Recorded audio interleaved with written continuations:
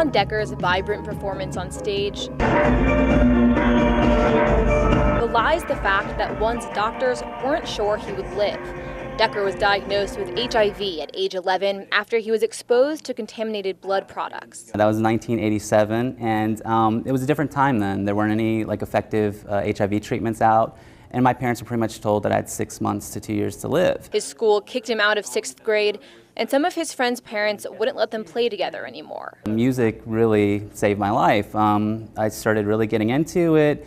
Got a synthesizer for Christmas one year, started a garage band with my friends, and it was a great distraction from the medical reality I was in. And then from then on, it was I wasn't afraid to write about things that were a little more revealing. That started a passion for advocacy and education, sharing his story and trying to remove the fear around HIV.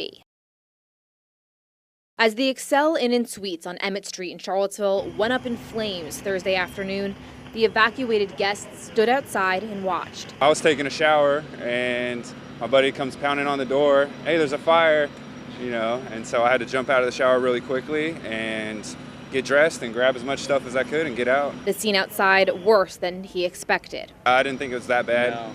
I was like, how bad is it? In a matter of minutes, firefighters believe the fire spread from the room where it started through the 2nd floor and then to the entire building.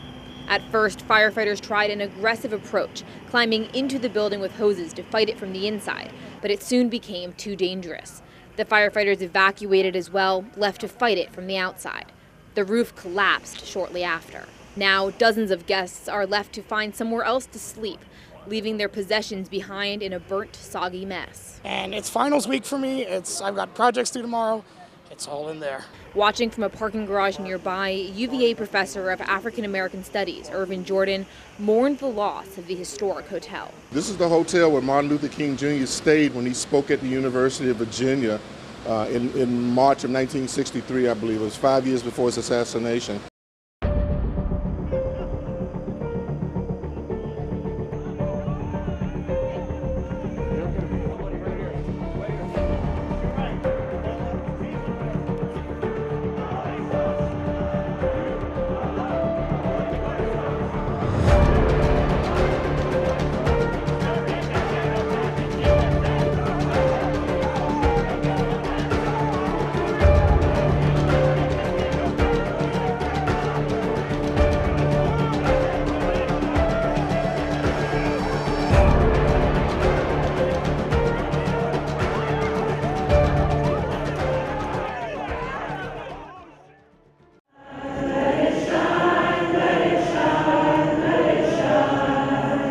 More than 1,000 people filled UVA's lawn Wednesday in a candlelight vigil for unity. I think we did have evil come to our town.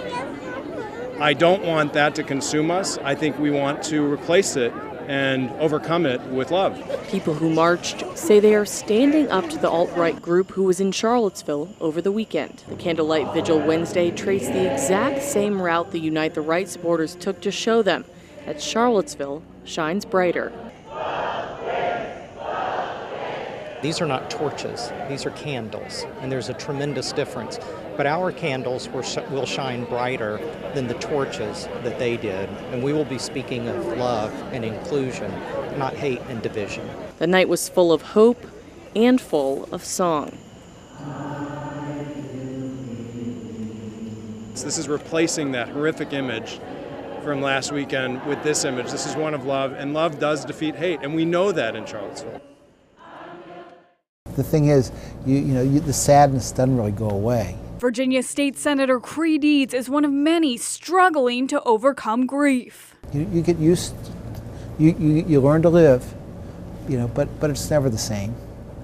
It can't be. In November of 2013, Deeds' 24-year-old son Gus stabbed Deeds, forever scarring his face and chest. Then Gus, suffering from bipolar disorder, shot and killed himself. There's never any real recovery. Since 2011, dispatchers for the Albemarle County Police have seen calls to help mentally ill people increase by 54%. Charlottesville police have seen 22% more. We're not going to fix someone. Someone may always live with a mental health illness, but if we can get them treatment, education, and maybe some prevention built in, then we can head down the right path. Sergeant Greg Davis teaches crisis intervention training to law enforcement officers. What we teach them is this is somebody's loved one. This is somebody's mother, brother, daughter, son, cousin. How would you want somebody to treat your loved one in the same circumstance? The class tries to arm officers with a new weapon, empathy. During one session, officers put in headphones and try to accomplish simple tasks like a crossword puzzle while listening to this. Shirt, alert, jerk, wipe the smirk off your face. You think this is funny, don't you, huh? You think this is some kind of joke? Well, it's not a joke. We can talk about it intellectually, but to actually walk in somebody's shoes with the voices and the sounds that they have to suffer with on a daily basis gives a small insight, a small glimpse of the hurt and the pain that somebody's going through. We have to work toward creating, I think, a model system of mental health care, and we have a chance to do that here in Virginia.